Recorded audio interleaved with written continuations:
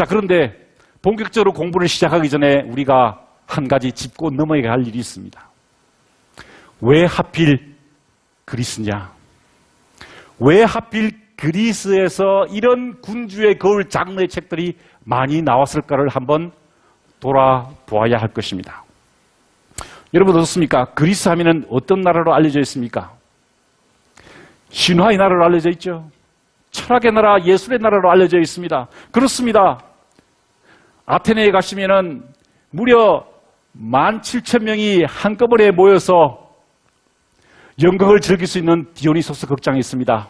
아테네 사람들은 봄만 되면은 17,000명씩 한 자리에 모여서 바로 이곳에서 소포클레스의 비극을, 아리스토파네스의 희극을 보면서 인생을 생각했죠.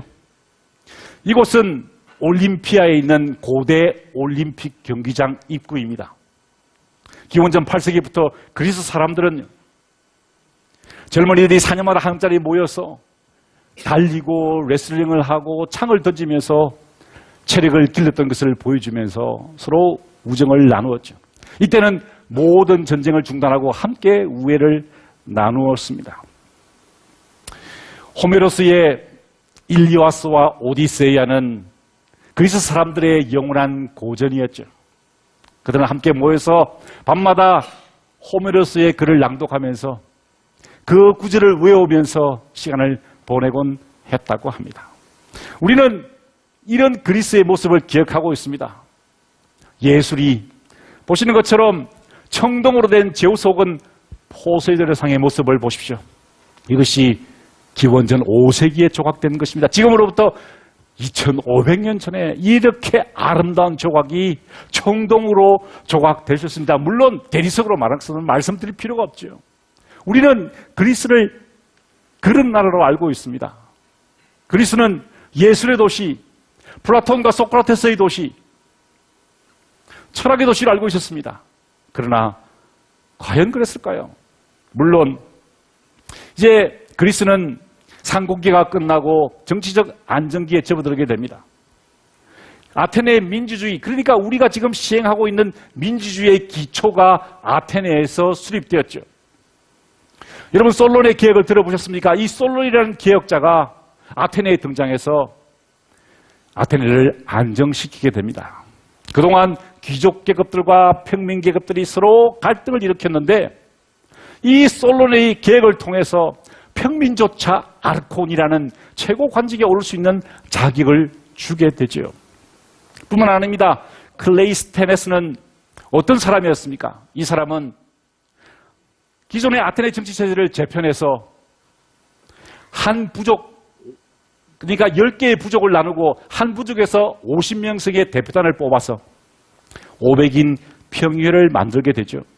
그때부터 아테네는 민주주의의 기초를 닦게 되고 도편 추방이라는 제도를 마련해서 독재자가 등장하지 못하도록, 참주가 등장하지 못하도록 제도적인 장치를 하게 되었습니다. 드디어 그리스의 평화가 찾아온 것입니다. 이것이 6세기까지의 일이었습니다. 그러다 보니까 상고기에 나타나 있는 그리스 조각들을 보십시오. 만면의 웃음이 가득하죠. 송아지를 쥐고 있는 남자와 남자의 두 사이에 보면은 그들의 입에서 미소가, 아름다운 미소가, 여유로운 미소가, 평화로운 미소가 넘쳐나고 있습니다. 그런데 여기서부터입니다. 그리스에는 비극이 없는 줄 알았는데, 그리스에는 위기가 없는 줄 알았는데, 그리스에는 아포리아가 없는 줄 알았는데 그렇지 않습니다. 예술에도 그것이 표현됐죠. 저 델포이에 있는 아테네의 금고의 건물 장식을 보면은요, 보시는 것처럼 그리스 사람들이, 아테네 사람들이 적과 싸워야 했던, 창을 들고 적과 맞서야 했던 그런 위기가 닥쳤다는 것을 알 수 있습니다. 이 방패를 한번 보십시오. 제가 이번에 그리스에서 아고라 박물관에 가서 찍은 사진인데요. 제가 이 사진을 찍으면서 많은 생각을 했습니다. 이 방패를 들고 싸웠던 스파르타 용사는 어떤 삶을 살았을까? 적과 맞서야 했던 그 스파르타 용사는 무시무시한 적들 앞에서 어떤 생각을 했을까? 그리스는 단순히 예술의 도시, 신화의 도시, 철학의 도시가 아니라 피눈물 나는 가슴 아픈 이별과 희생, 그리고 적들 앞에서 떨어야 했던 인간들의 위기의식과 아포리아가 있었다는 것입니다. 그 첫 번째가 바로 페르시아 전쟁이었습니다. 이 페르시아라는 거대한 나라가 그리스를 침공했을 때 그리스 사람들은 큰 충격을 받았죠.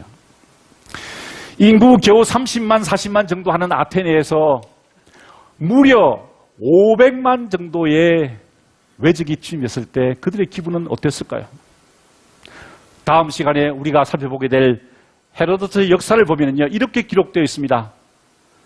다레이오스의 아들 크세르크세스가 세피아스 곳과 테르모필레까지 인수한 인원수는 528만 3,220명이었다는 결론이 나온다.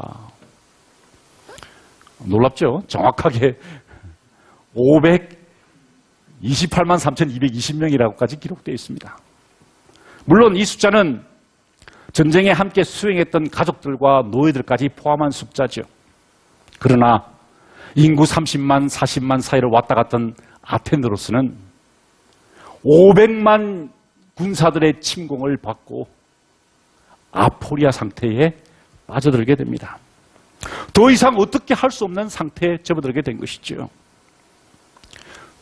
이 페르시아 전쟁이 일어났던 세 곳의 격전지가 있습니다. 바로 490년, 기원전 490년엔 마라톤 전투가 있었고요.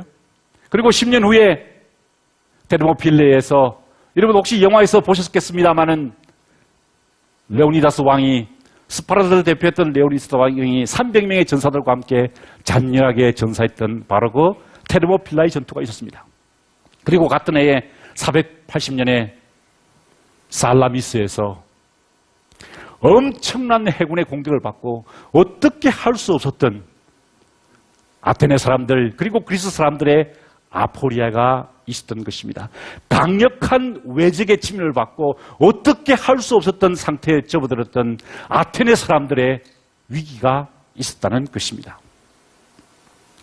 두 번째 위기는, 두 번째 아포리아는 펠레폰네소스 전쟁으로 촉발되었습니다. 이 펠로폰네소 전쟁은 페르시아 전쟁이 끝난 다음에 바로 이어졌습니다. 그러니까 기원전 5세기는 전쟁의 시기였습니다. 우리가 기원전 5세기의 그리스를 철학의 시대라고만 이해하는데, 페리클레스의 황금기라고만 이해하는데, 그 사이에는요 엄청난 두 번의 전쟁이 있었던 것입니다. 두 번째 전쟁, 바로 펠레폰네소스 전쟁이었습니다. 페르시아 전쟁이 끝난 다음에 그리스는 양분됩니다. 바로 아테네를 중심으로 했던 델로스 동맹과 스파르타를 중심으로 했던 펠로폰네소스 동맹이었죠. 이 두 동맹이 동족 상잔의 전쟁을 일으킨 것입니다. 그동안 함께 호메로스를 읽었던 그리스 사람들이, 같은 헬라어를 사용하던 그 동족들이 이제 서로 죽고 죽이는 전쟁을 하게 된 것이죠. 그리스 사람들은 엄청난 충격을 받게 되었습니다. 사실 이 동족 상전협이, 동족끼리 내지는 엄청난 상처를 남깁니다. 그 대표적인 나라가 있습니다. 어디입니까? 바로 대한민국이죠. 우리도 일제 35년의 그 강점기를 거친 다음에, 외적의 침략을 받친 다음에 우리끼리 분열해서 남북으로 나누어서 싸움을 벌이게 되었죠. 많은 희생자들이 났고 많은 사람들이 상처를 입게 되었고, 지금도 그 상처는 안 울고 있지 않습니다. 자, 이것이 두 번째 아포리아였다면 세 번째 아포리아는 무엇이었을까요? 기원전 399년에 소크라테스가 독배를 들고 죽음을 맞이하게 됩니다. 아테네의 현자였던 소크라테스, 그리스의 청년들을 다시 깨어나도록 만들었던 이 현자 철학자, 서양 철학의 아버지라고 불리는 소크라테스가 아테네 사람들에 의해서 독배를 마시고 죽게 된 것입니다. 엄청난 충격을 받게 됩니다. 그 중에 가장 큰 충격을 받게 된 사람은 누구였을까요? 그의 제자들이었습니다. 그의 제자, 그 중에 플라톤과 크세노폰이었습니다.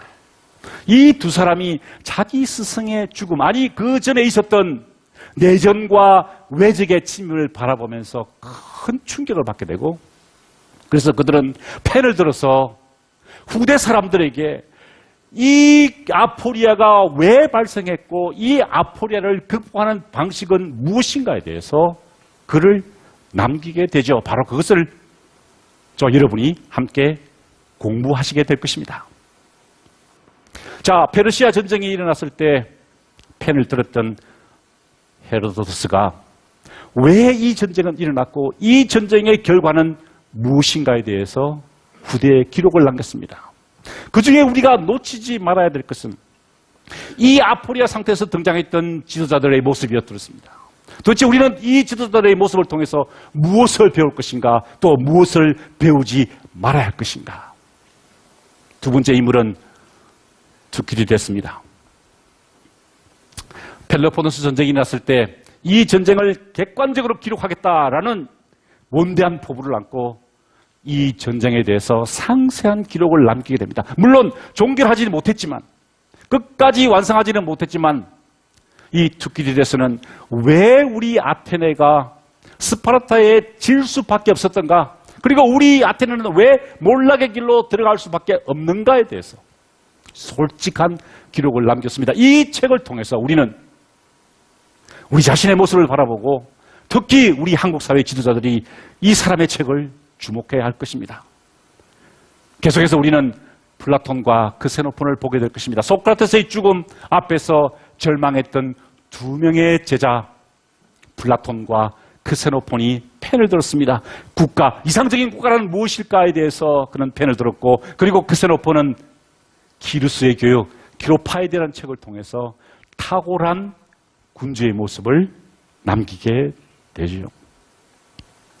이것을 기억하라는 것입니다. 이 사람의 탁월한 리더십을 본받아라라는 책이 바로 기루스의 교육이라는 책, 기로파이디아였습니다. 제가 왜 여러분들께 이 네 권의 책을 함께 읽자, 이 깊어가는 가을에 왜 우리가 함께 이 책을, 군주의 거울을, 그리스에 대한 책을 읽어야 하느냐? 여러분, 그렇습니다. 사실 그리스는 대한민국이 아닙니다. 우리는 그리스 사람도 아니고 우리는 한국말을 사용하지 그리스 말을 사용하지 않습니다. 그런데 제가 왜 여러분께 이 군주의 거울, 그리스의 고전을 읽자고 한 이유가 있습니다. 그것은요, 우리하고 똑같다는 것입니다. 보십시오. 헤로도토스가 페르시아라는 외적의 침입 앞에서 패를 들었고, 투키디데스는 동족 상전의 비극 앞에서 패를 들었습니다. 우리도 똑같죠. 35년의 일제 침략을 받았고, 또 6.25 전쟁이라는 동족 상전의 슬픔을 겪었습니다. 그 다음에 무슨 일이 일어났죠?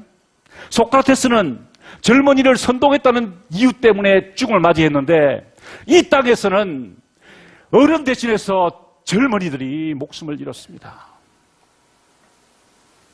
단원고 학생들이 세월호에 갇혀서 목숨을 잃었다는 것이죠. 그들의 죽음을 헛되이 하지 않기 위해서 지금 우리가 할 것은 군주의 거울을 펴는 것입니다. 이 아포리아 시대에 우리가 해야 할 일은 함께 고민하는 것입니다. 손가락을 남으로 향하지 말고, 이 문제를 남 탓하지 말고 우리 자신을 돌아보자는 것입니다. 거울에 비친 우리 자신의 솔직한 모습을 바라보면서 그 젊은 청춘들의 희생이 헛되지 않도록, 그것이 우리로 하여금 새로운 시대를 열고 새로운 리더를 바라보고 우리가 함께 힘 모아서 앞으로 나아갈 수 있는 그 계기를 마련하자는 것입니다. 이것이 제가 이 깊어가는 가을에 여러분과 함께 해보고 싶은 것입니다. 이것으로 첫 번째 날 강의를 모두 마치겠습니다. 감사합니다.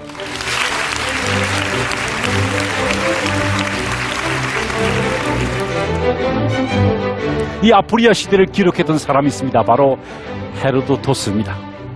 그가 펜을 들어서 페르시아 전쟁 그 절체절명의 위기에 대한 기록을 남기게 되었죠.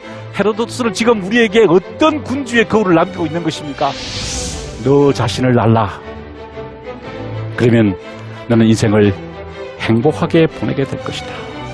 얼마나 많은 지도자들이, 아니 우리가 가지고 있는 권력과 재산, 돈과 명예가 우리를 행복하게 할 것이라고 믿습니까? 자격이 있는 사람들은 지도자가 될 생각을 하지 말라는 거죠.